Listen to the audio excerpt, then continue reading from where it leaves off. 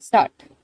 But this does not touch even the fringe of the problem. And when we see the second class passengers huddled together like cattle, not even having sufficient air to breathe in, we feel that there is seriously wrong with our railway administration. We have also to see that the shortage that we had about the supply of wagons to the coal mines and to our steel industry is not there. Madam, it is a strange chain of events that the minister who was in charge of steel and who gave statements in a way implying that the railways are not doing their part well is now settled with that responsibility, and I am sure he must feel double responsibility because he knows how the industry has suffered or was likely to suffer.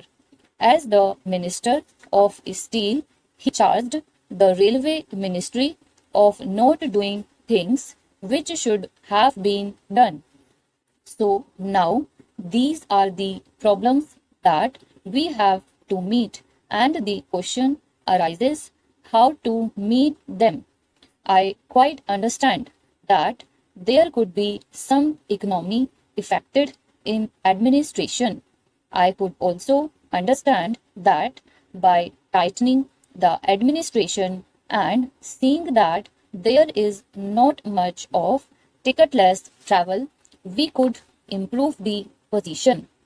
I could also understand that by taking effective measures regarding the new responsibility which Parliament has placed on the shoulders of the Railway Department, namely the liability of a common carrier for goods for which they have provided rupees 2 crores, and by having all these things in mind, there could be some reduction in expenditure.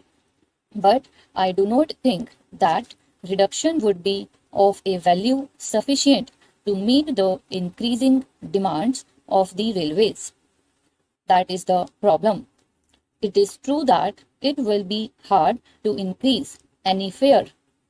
It would be hard to increase any freight. We do realize that, we do appreciate it, and as representatives of the people, we do feel every day that our people are being taxed more and more.